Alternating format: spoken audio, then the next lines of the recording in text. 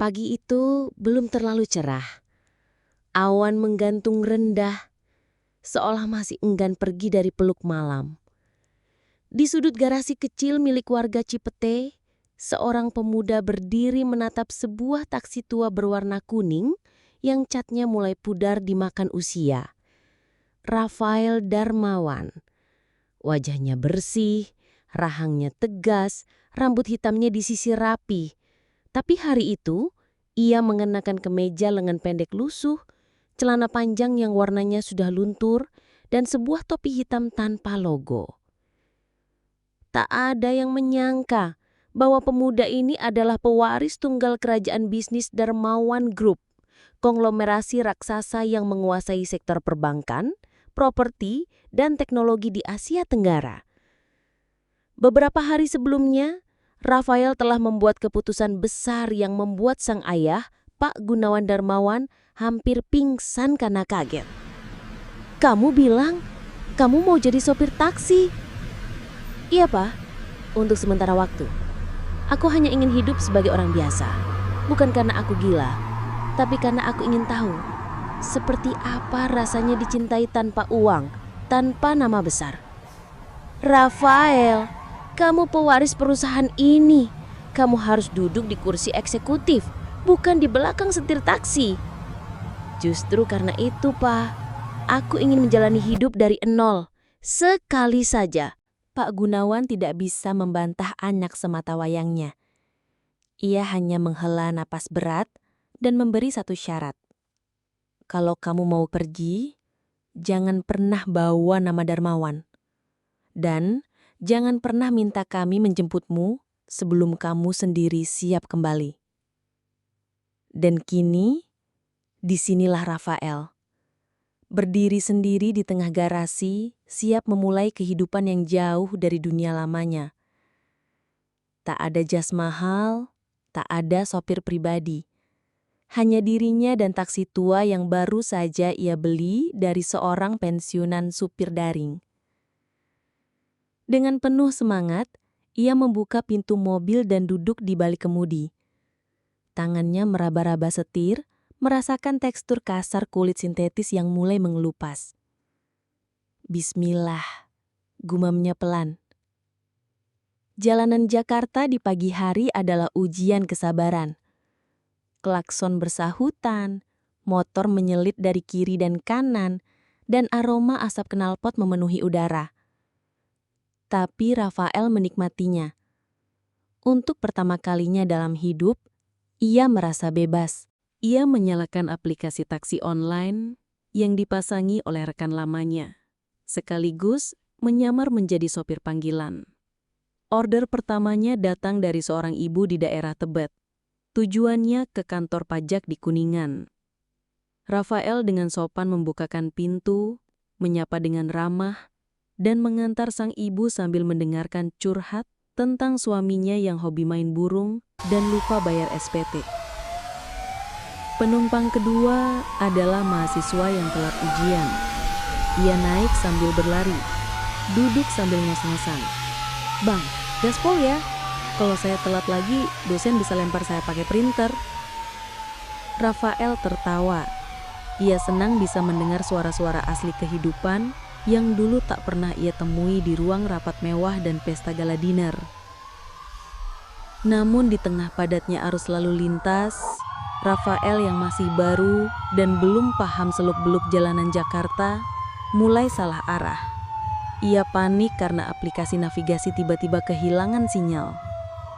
Saat mencoba mencari jalan tikus, ia tak sadar memasuki jalur busway. Ia baru menyadari kesalahannya saat mendengar suara peluit panjang disertai suara nyaring seorang perempuan. "Pak sopir, pinggir, ke kiri." Dengan gugup, Rafael menepi dan menghentikan mobilnya. Ia menarik napas, menatap ke kaca samping. Dan disitulah ia melihatnya untuk pertama kalinya. Seorang polwan berdiri di pinggir jalan, berjalan mendekat dengan langkah tegas namun anggun. Rambut hitamnya dikunci rapi, wajahnya manis tapi penuh wibawa. Matanya tajam namun tak menyakitkan. Seragamnya rapi, lengkap dengan papan nama kecil di dadanya. Anissa R. Rafael seakan lupa bernapas. Waktu melambat. Suara kendaraan lain menghilang. Hanya suara detak jantungnya yang terdengar jelas di telinganya. Anissa mengetuk kaca mobil. "Pak, ini jalur khusus Transjakarta. Bapak nggak lihat rambu?" Rafael cepat-cepat menurunkan kaca. Suaranya agak gugup. Maaf Bu, Mbak, saya tadi ngikutin GPS, sinyalnya hilang. Saya kira ini jalan biasa." Anissa menatapnya tajam sejenak, lalu menghela napas. Ia mengambil buku tilangnya. "Baik Pak, KTP dan SIM-nya saya lihat." Rafael menyerahkan SIM yang sudah ia siapkan dengan identitas palsu. Semua legal, tapi bukan nama aslinya. Di situ tertulis nama Budi Setiawan. Anissa mencatat dengan cepat. "Mbak Budi, ini surat tilangnya. Mohon lebih hati-hati ya, biarpun sopir baru tetap harus taat aturan." Rafael menunduk sopan. "Iya Bu, terima kasih. Dan maaf." Anissa hendak pergi, tapi sempat menoleh kembali. "Ngomong-ngomong Pak, jangan cuma ikut GPS, ikut rambu juga. Jalanan ini bukan game balap ya." Senyumnya tipis, tapi justru itu yang menancap paling dalam di hati Rafael. Setelah polwan itu pergi, Rafael menatap kaca spion, melihat sosoknya yang semakin menjauh. Tapi ada satu hal yang ia yakini saat itu. Ia ingin melihat senyum itu lagi. Malam harinya, Rafael duduk di kamar kontrakannya yang sederhana. Ia melepas topi lusuhnya, menatap langit-langit kamar, dan mengingat kembali kejadian tadi pagi. Ia tersenyum kecil. "Anissa, namamu cantik seperti dirimu. Apa aku akan bertemu lagi denganmu?" Untuk pertama kalinya sejak ia meninggalkan rumah mewahnya, Rafael tidak merasa sepi. Ia tak tahu apa yang akan terjadi besok. Tapi ia tahu satu hal, ada alasan baru untuknya terus menyetir taksi itu setiap hari. Bukan lagi karena eksperimen hidup, tapi karena di tengah padatnya jalanan Jakarta, ia bertemu seseorang yang mampu menghentikan waktu. Hanya dengan senyum dan selembar surat tilang. Sejak pertemuan itu, ada yang berubah dalam diri Rafael. Pikirannya tak lagi jernih seperti biasanya. Ia bukan lagi pria rasional lulusan luar negeri yang bisa membedakan antara keputusan logis dan emosi sesaat. Karena sejak dirinya menatap mata Anissa, polwan yang menilangnya kemarin, hatinya seolah punya logika sendiri. Sore itu, ia duduk termenung di jok taksinya. Pandangannya kosong ke arah kaca depan. Tapi pikirannya melayang jauh. Apa aku gila?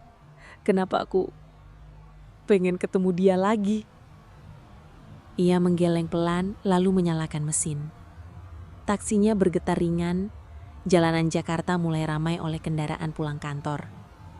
Lalu lintas padat, lampu merah bersinar seperti bintang satu-satunya di langit kota. Kalau aku muter ke arah jalan kemarin, mungkin aku bisa lihat dia lagi. Cuma lewat. Itu aja udah cukup. Tapi dalam hati, Rafael tahu, sekadar melihat tidak cukup. Ia mengemudi perlahan, mengambil rute yang sama seperti kemarin.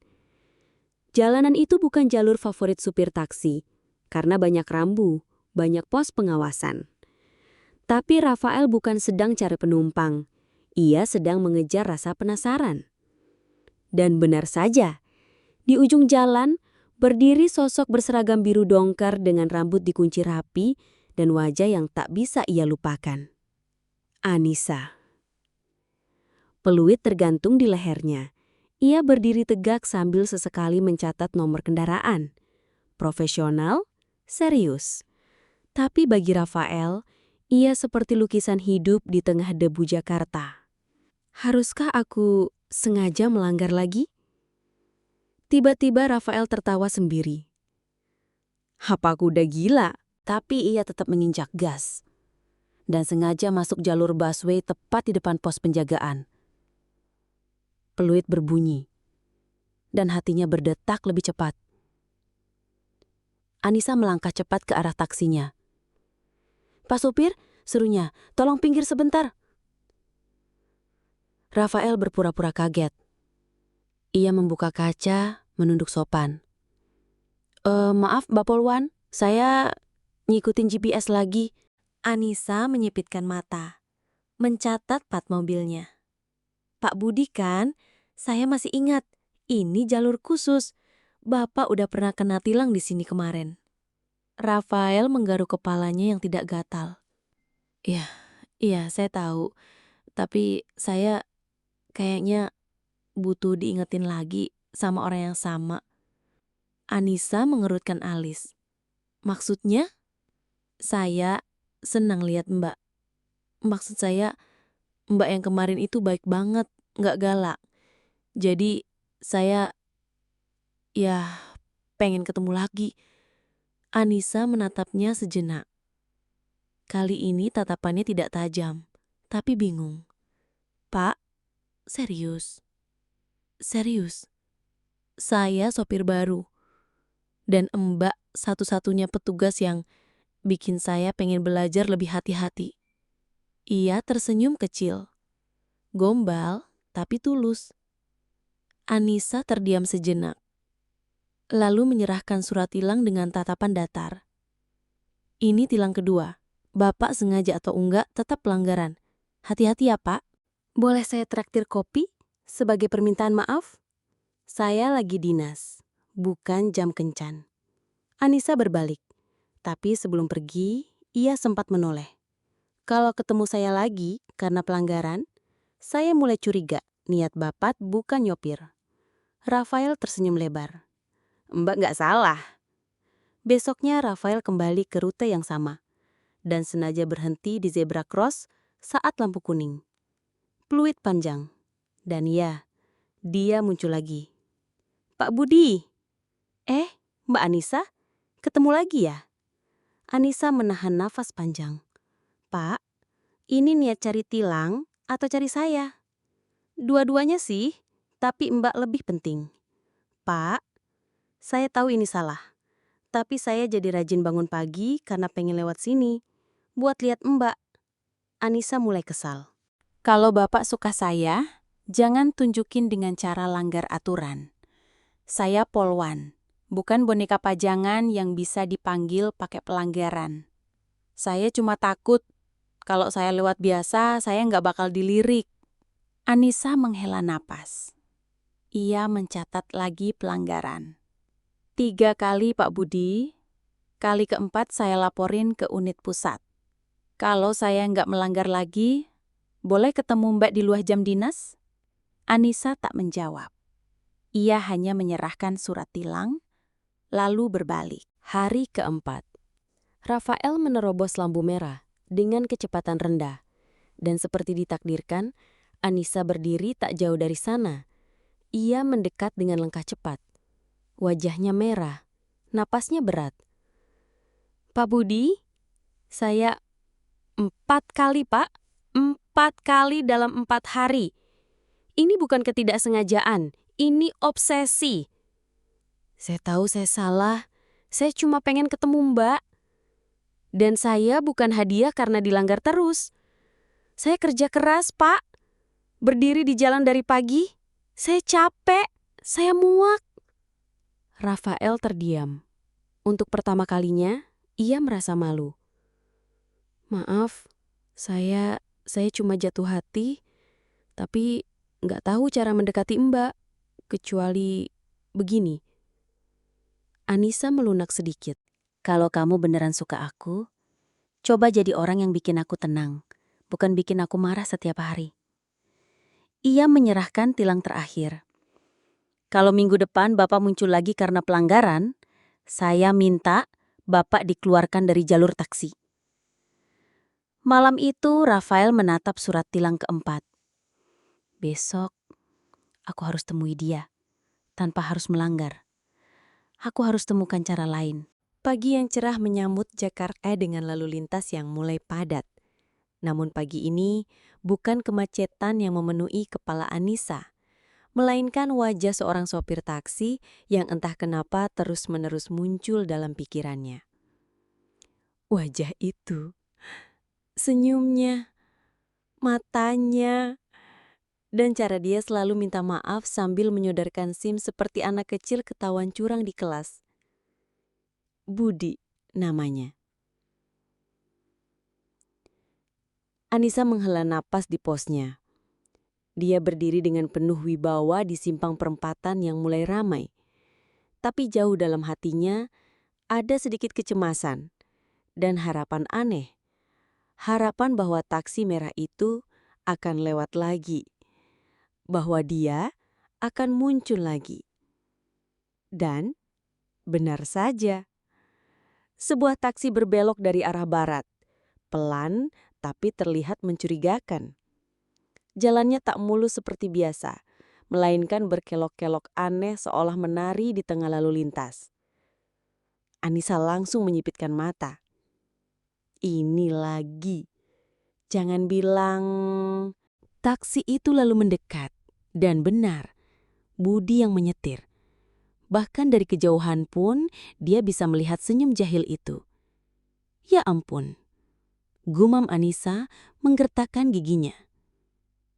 Taksi itu menyalip kendaraan dari kiri, lalu berbelok tiba-tiba tanpa lampu sein. Klakson kendaraan lain pun terdengar. Pin! Anissa tak bisa lagi diam. Dia menghentikan kendaraan itu dengan peluit panjang. Pin! Berhenti! Taksi langsung berhenti dengan manis di pinggir jalan. Kaca jendela diturunkan, dan seperti biasa. "Selamat pagi, Bu Polwan cantik," kata Budi dengan wajah penuh kepolosan. Anissa melotot. "Bukan cantik, saya sedang bertugas." Budi tersenyum. "Maaf ya, Bu. Mbak Polwan. Kamu pikir ini lucu ya?" tanya Anissa tajam. "Ini sudah pelanggaran keberapa? Kemarin kamu motong jalur. 2 hari lalu nggak pakai sabuk pengaman. Sekarang kamu nyetir zigzag. Apa mau nyebar kejahatan?" Budi menunduk, menahan senyum. Tapi kali ini dia tak bisa mengelak. "Coba jelaskan alasan kamu hari ini." Budi membuka mulut tapi tak ada jawaban. Dia hanya menatap mata Anissa. Dalam, lembut, jujur. Anissa tercekat. "Jangan mandang aku kayak gitu," bentaknya lagi dengan suara sedikit gemetar. "Aku cuma pengen lihat kamu lagi," kata Budi pelan. Anissa membeku. "Apa?" tanyanya lirih. "Aku tahu ini salah. Tapi aku nggak tahu cara lain buat ketemu kamu. Setiap kali kamu marahin aku, anehnya aku senang. Kamu satu-satunya orang yang nggak pura-pura di dunia ini." Anissa melongokkan wajah ke dalam mobil. "Apa kamu gila?" Dia mengeluarkan surat tilang.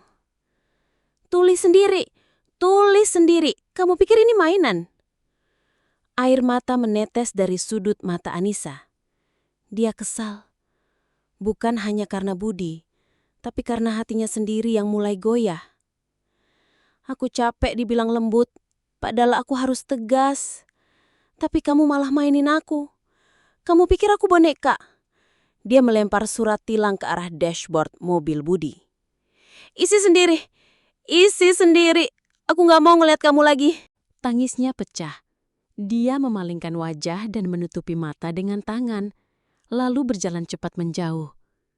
Budi mematung, hatinya mencelos. Kali ini dia kebablasan. Sudah 3 hari berlalu sejak insiden tangis Anissa di jalanan. Sejak saat itu, tak ada pelanggaran lagi dari taksi merah yang dikendarai Budi. Anehnya, itu membuat Anissa justru resah. Di pos jaga, ia sering melirik ke arah jalan raya, seakan menanti sesuatu atau seseorang. Namun pagi ini, saat ia sedang menulis laporan, dia bener-bener gila ya. Anissa langsung menggenggam ponsel erat. Emosinya bercampur. Marah, sebal, bingung, dan jantungnya deg-degan. Detik berikutnya, suara peluit dari petugas di seberang terdengar. "Polisi! Ada taksi ugal-ugalan dari arah selatan!" Anissa langsung mendongak. Jangan bilang. Benar saja, taksi merah itu berbelok tajam di tikungan.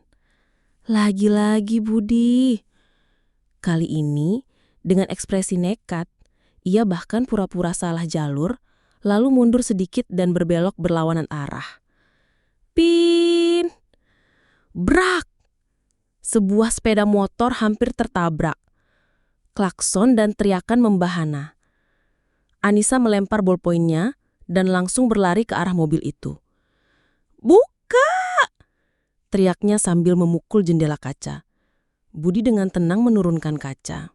"Hei, Bu Polwan cantik. Udah makan belum?" Plak. Anissa menampar dashboard keras-keras. "Kamu mau masuk penjara?" Budi masih tersenyum. Namun nada suaranya mulai serius. "Aku serius. Aku cuma minta ketemu. Gak minta banyak. Cuma 10 menit. Kita ketemu di mana aja yang kamu tentuin.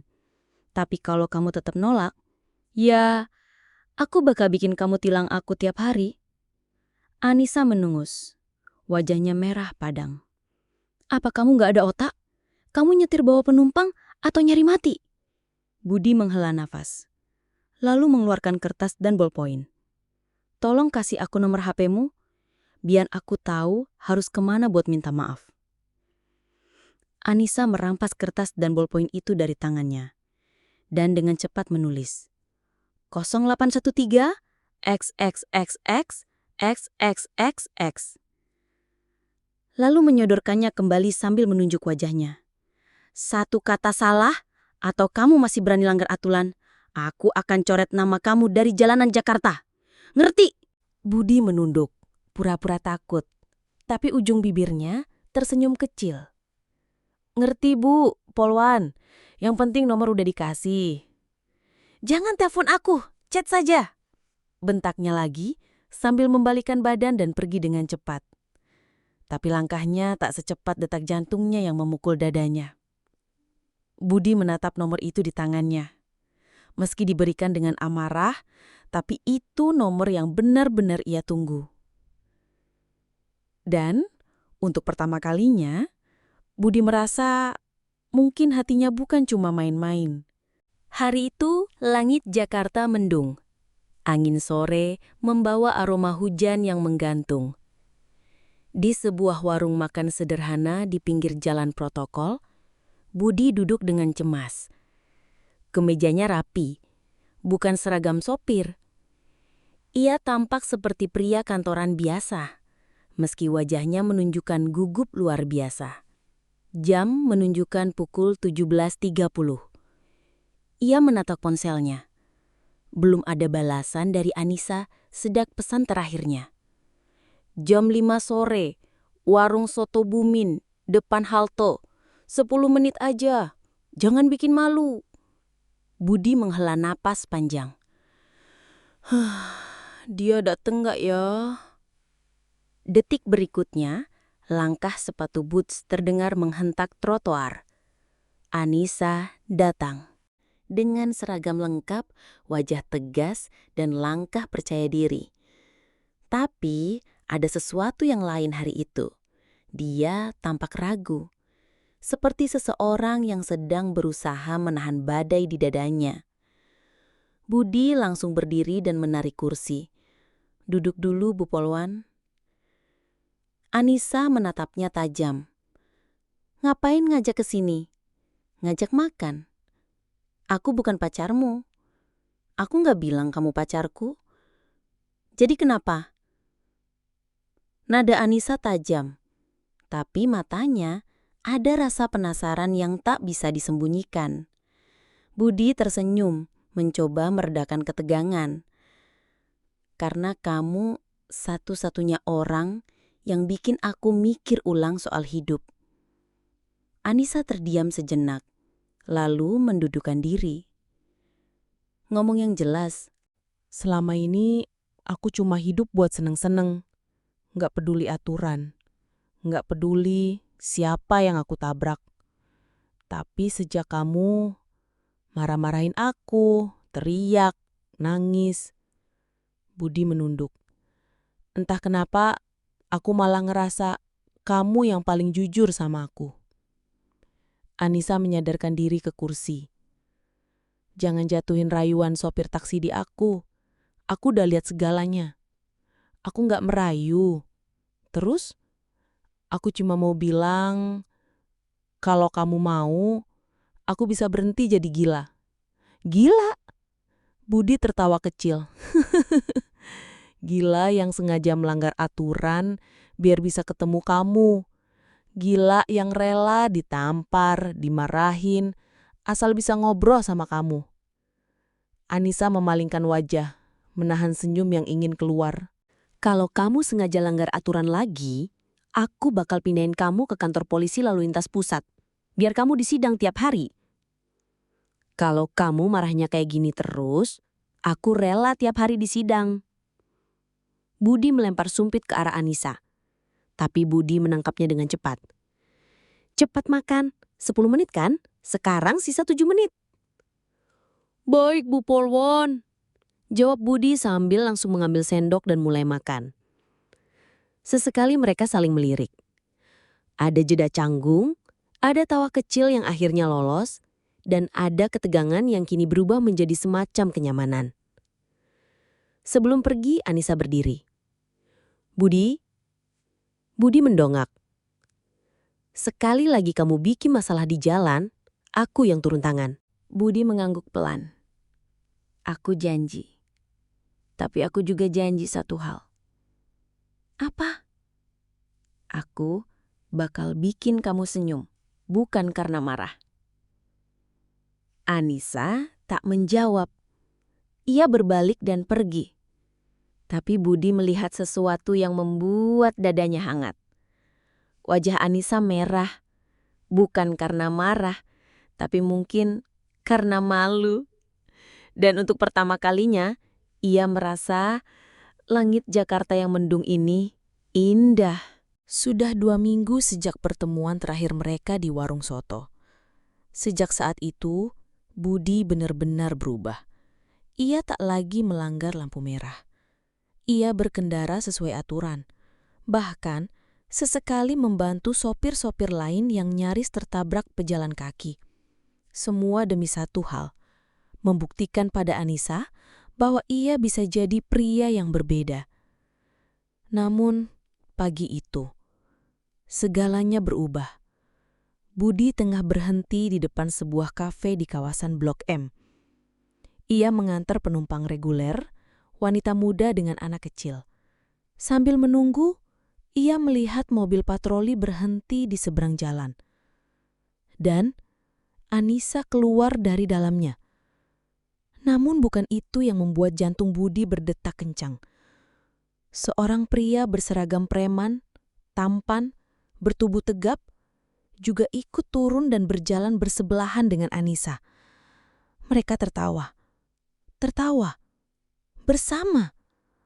Budi memicingkan mata. Tangannya mengepal di atas setir. Siapa tuh? Gumamnya pelan. Tak kuat menahan, ia turun dari mobil dan menyeberang jalan. Ia berpura-pura mengatur arah mobil agar lewat di depan mereka. Pagi Bu Polwan, sapa Budi dengan senyum dipaksakan. Anissa kaget. Budi. Laki-laki di sampingnya juga menoleh. Oh, ini Budi, katanya. Kamu yang bikin Anissa repot belakangan ini ya? Budi tertawa hambar. Kok repot? Katanya malah senang ditegur. Anissa menatap Budi tajam, seperti memberi kode untuk jangan mempermalukan dirinya. Budi, ini Rio, partner kerjaku di lapangan. Partner doang, tanya Budi tajam. Dengan nada tak bisa ia sembunyikan. Anissa langsung angkat alis. Maaf? Maksudku keren, cocok. Maksudnya cocok sebagai tim penegak hukum. Budi gugup, salah tingkah. Rio hanya tertawa. Saya tinggal dulu ya, Nisa. Ada laporan masuk. Senang ketemu, bro. Rio pergi.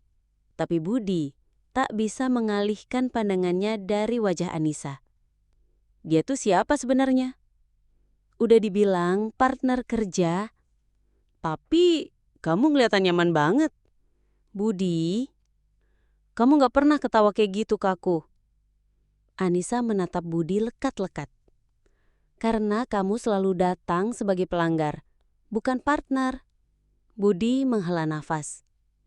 Terus, aku harus gimana biar bisa kayak Rio di mata kamu?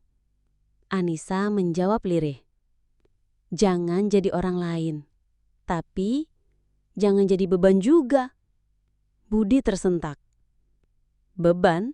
Anissa melanjutkan. Aku lagi jaga kepercayaan di unitku, tapi tiap hari harus dengar dari rekan-rekan kalau ada supir yang terus ganggu aku di jalan. Kamu pikir semua itu nggak bikin aku malu? Budi menunduk. Maaf. Hening. Anissa memalingkan wajah. Aku harus balik. Jaga dirimu, Budi. Ia pergi begitu saja. Dan Budi berdiri di sana, sendiri. Tak tahu apakah ia baru saja kehilangan harapan, atau sedang diberi kesempatan untuk membuktikan lebih. Malam itu, Jakarta basah oleh hujan. Jalanan licin dan angin bertiup menusuk tulang. Budi masih menyetiau taksi seperti biasa. Tapi malam ini pikirannya tak bisa fokus. Setiap sudut kota mengingatkannya pada Anissa. Cara gadis itu menatapnya, berbicara dengan tegas, bahkan ketika sedang marah. Apa aku terlalu memaksa? Gumamnya seraya memutar setir perlahan. Tiba-tiba, dari kaca spion, ia melihat mobil patroli berhenti tak jauh dari taman kota yang sepi.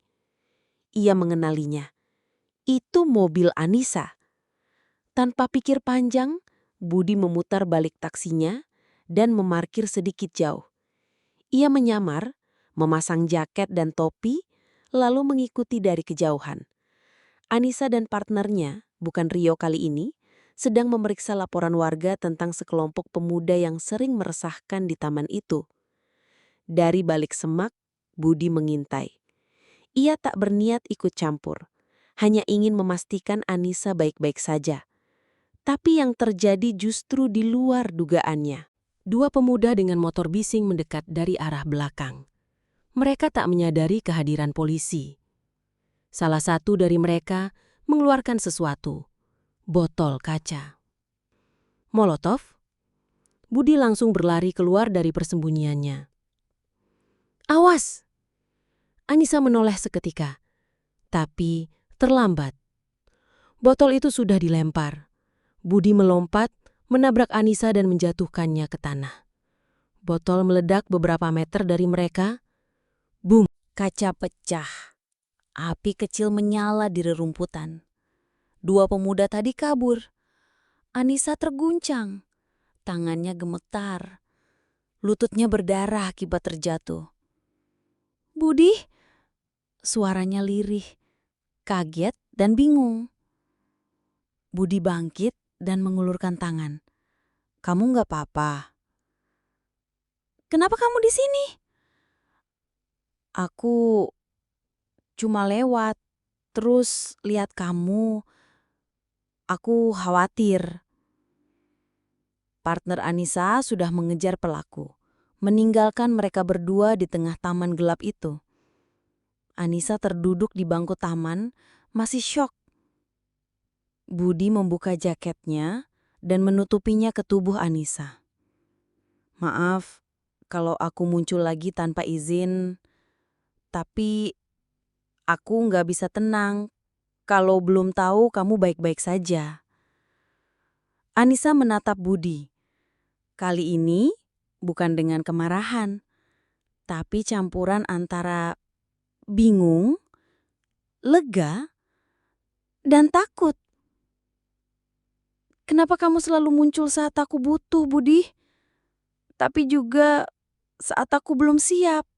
Budi terdiam. Hanya suara hujan yang turun perlahan di antara mereka. Aku tahu, kamu supir taksi. Tapi kamu juga bikin aku bingung. Aku nggak tahu harus percaya atau menjaga jarak. Budi mengangguk pelan. Aku pun bingung. Tapi satu hal yang pasti, aku nggak bisa berhenti mikirin kamu, Nisa. Anissa menggigit bibirnya. Matanya basah, entah karena luka atau rasa yang perlahan tumbuh. Dan saat kejadian itu juga, hari-hari berikutnya mereka jadi sering bertemu, jalan bareng. Di ruang kerja besar bertabur lukisan mahal, Nyonya Ratna Darmawan, CEO Darmawan Group sekaligus ibu dari Budi, duduk termenung sambil memandangi foto-foto yang telah dikumpulkan oleh pengawalnya. Ia memanggil asistennya. Tolong selidiki gadis ini. Siapa dia sebenarnya? Tapi jangan ganggu, jangan mengancam. Aku hanya ingin tahu siapa wanita yang bisa membuat anakku begitu keras kepala dan terlihat bahagia. 2 hari kemudian, asisten pribadi Ibu Budi datang membawa laporan lengkap. Ia menyerahkannya dengan wajah cemas karena biasanya Bu Ratna sangat tegas terhadap wanita yang mendekati anaknya.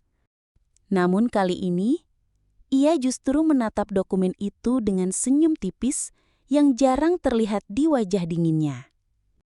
Isi laporan itu, nama Anissa Ayu Pratama. Pekerjaan, anggota Polantas aktif. Pendidikan, lulusan Akademi Kepolisian, pernah menjadi lulusan terbaik. Tinggal di rumah kecil sederhana bersama adiknya yang berkebutuhan khusus. Menjadi tulang punggung keluarga sejak ayah ibunya meninggal dunia. Reputasi, dikenal jujur, tegas, berani, dan sangat mencintai pekerjaannya. Nyonya Ratna menatap foto Anissa bersama adiknya. Anissa tersenyum sambil menyuapi adiknya makan bubur. Matanya penuh kasih. Dia bahkan tak tahu Budi adalah Rafael itu pewaris perusahaan ini, gumam Nyonya Ratna.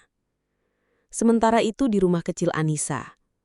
Anissa menyuapi adiknya, Dava, yang sedang rewel karena demam. Tiba-tiba ada suara ketukan di pintu. Seorang wanita dengan setelan jas rapi berdiri di depan pintu, di belakangnya ada 2 pengawal. Selamat sore. Maaf mengganggu. Saya utusan dari Nyonya Ratna Darmawan, ibu dari Budi. Anissa kaget. Ibu Budi. Wanita itu tersenyum. Iya, beliau ingin bertemu Anda. Tapi jika Anda tidak bersedia, tidak apa-apa. Beliau hanya ingin menyampaikan terima kasih. Beberapa hari kemudian, Budi dipanggil pulang oleh ibunya. Ia duduk dengan gugup di ruang makan keluarga. Tapi yang terjadi bukan seperti yang ia takutkan. Aku sudah tahu semuanya, kata Bu Ratna sambil menyesap teh. Budi langsung menunduk. Maaf Bu, aku cuma ingin tahu siapa yang bisa mencintaiku tanpa tahu aku anak siapa. Aku sudah tahu semua, tentang kamu menyamar, tentang Anissa, tentang dia menjaga adiknya, tentang semua pelanggaran lalu lintas anehmu itu. Budi diam. Jadi ibu marah. Namun, Bu Ratna malah tersenyum. Tidak, aku justru penasaran siapa wanita yang bisa membuat anakku berubah. Dan sekarang, aku tahu jawabannya. Ia menyerahkan sebuah undangan. Besok malam, undang dia makan malam di rumah ini. Aku ingin mengenalnya lebih dekat. Tapi bukan sebagai pewaris Wijaya Group, bukan sebagai sopir taksi, tapi sebagai laki-laki yang sedang jatuh cinta. Mata Budi berkaca-kaca. Ia tak percaya ibunya mendukungnya. Budi berdiri gelisah di depan rumah Anissa. Malam itu ia datang tidak dengan taksi, tapi dengan mobil pribadi sederhana, bukan mobil mewah seperti biasanya. Anissa membuka pintu. sedikit bingung melihat Budi berdandan rapi dengan kemeja putih dan jaket hitam. Tumben sopan banget, Mas. Biasanya nyetir sambil ngunyah permen dan lagu keras-keras. Budi tersenyum kanggung. Bisa kita makan malam bareng malam ini? Ada yang penting? Anissa curiga. Kenapa harus makan malam? Apa kamu mau ngaku kamu ini sebenarnya bandar taksi gelap? Budi tertawa pelan. Lebih parah dari itu mungkin? Di rumah keluarga Darmawan. Mobil mereka berhenti di halaman rumah mewah. Anissa mematung. Matanya menatap bangunan besar bergaya kolonial dengan pilar tinggi dan halaman luas penuh lampu taman. Mas, ini rumah siapa? Kenapa kamu bawa aku ke sini? Tenang, ini cuma makan malam. Aku pengen kamu ketemu seseorang. Pintu dibuka pelayan. Di dalam berdiri seorang wanita anggun dengan kebaya modern berwarna emas. Nyonya Ratna, kamu pasti Anissa. Selamat datang. Anissa sopan tapi gugup. Selamat malam, Bu. Makan malam berlangsung kaku. Anissa berusaha tersenyum, tapi jelas terlihat tidak nyaman. Anissa berbisik pada Budi. Mas, ini rumah siapa sih? Ibumu. Maksudnya, kamu tinggal di sini? Budi menatapnya. Wajahnya serius. Iya, Nis. Aku tinggal di sini. Aku bukan sopir taksi. Aku Rafael Darmawan, putra tunggal pemilik Darmawan Group. Anissa menjatuhkan sendoknya. Anissa gemetar. Kamu ngapain pura-pura? Aku cuma pengen tahu, ada nggak sih orang yang mau dekat sama aku, bukan karena uang, bukan karena nama keluargaku. Dan kamu ngelihat aku sebagai orang biasa. Itu berharga banget buatku. Anissa berdiri. Matanya berkaca-kaca. Aku nggak pengen disakiti. Aku cuma pengen tahu ada nggak sih orang yang mau dekat sama aku, bukan karena uang, bukan karena nama keluargaku. Dan kamu ngelihat aku sebagai orang biasa. Itu berharga banget buatku. Kamu bohong, Budi. Aku nggak suka dibohongi. Nyonya Ratna cepat menimpali. Tapi lihatlah Anissa, kamu membuat anak saya tertawa lagi. Kamu membuat dia punya arah hidup. Bahkan saya sendiri penasaran, siapa perempuan hebat yang bisa mengubahnya? Anissa menangis. Saya bukan siapa-siapa, Bu. Saya cuma polwan biasa. Saya hidup sederhana, jaga adik saya yang sakit, kerja jujur. Saya nggak cocok masuk dunia kalian. Tapi aku nggak peduli dunia mana kamu berasal. Yang aku tahu, kamu yang aku butuhkan. Aku rela keluar dari semuanya asal bersamamu. Nyonya Ratna menyusul Anissa dan memeluknya dari belakang. Nyonya Ratna berbisik. Terima kasih sudah menjaga hati anakku. Anissa tidak menjawab, tapi ia memeluk balik. Diam-diam, hatinya mulai luluh. Suatu malam saat Anissa pulang dari dinas malam, ia melihat sebuah mobil hitam mewah parkir di depan rumah kontrakannya. Dari dalamnya keluar seorang pria parubaya yang sangat berwibawa. Pak Gunawan Darmawan, ayah Rafael, didampingi istrinya, Bu Ratna. Mereka tersenyum sopan. Permisi, ini rumah saudari Anissa. Saya ayahnya, Rafael. Anissa terdiam. Bibirnya bergetar. Mereka duduk bersama malam itu. Dan dengan hati yang terbuka, Pak Gunawan menjelaskan segalanya. Alasan anaknya menyamar, keresahan mereka terhadap masa depan Rafael, dan yang paling membuat Anissa menitikkan air mata, pengakuan bahwa sejak mengenal Anissa, Rafael berubah. Dia menjadi lebih peduli, lebih rendah hati, dan lebih menghargai kehidupan. Kami semula ragu padamu, Nisa. Tapi setelah kami selidiki, kamu luar biasa. Kamu bukan hanya membuat anak kami jatuh cinta, kamu menyadarkannya. Anissa terdiam, menunduk, campur aduk antara sakit hati karena dibohongi dan terharu karena dihargai. Beberapa bulan kemudian, tanpa pesta mewah, tanpa undangan artis, dan tanpa sorotan media, Rafael dan Anissa menikah secara sederhana di rumah keluarga Darmawan. Yang hadir hanya keluarga dan sahabat terdekat. Dan ketika kamera keluarga merekam momen saat Anissa menatap Darmawan di pelaminan, ia tersenyum lembut. Rafael Darmawan tetap menjadi pewaris miliarder. Tapi kini, ia tidak hanya mewarisi kekayaan, melainkan juga nilai-nilai kehidupan yang Anissa tanamkan. Ia membangun yayasan untuk anak-anak jalanan, mengembangkan bisnis transportasi rakyat, dan tetap turun ke jalan sekali-sekali, sekadar menyetir taksi. Sementara Anissa, ia tetap menjadi polwan, tegas, adil, dan tetap mencintai Darmawan dengan cara yang sama seperti dulu, saat ia hanya mengenalnya sebagai Budi, sopir taksi yang suka bikin ulah. Kadang, cinta sejati datang dari pelanggaran kecil, yang ternyata justru meluluskan hidup seseorang.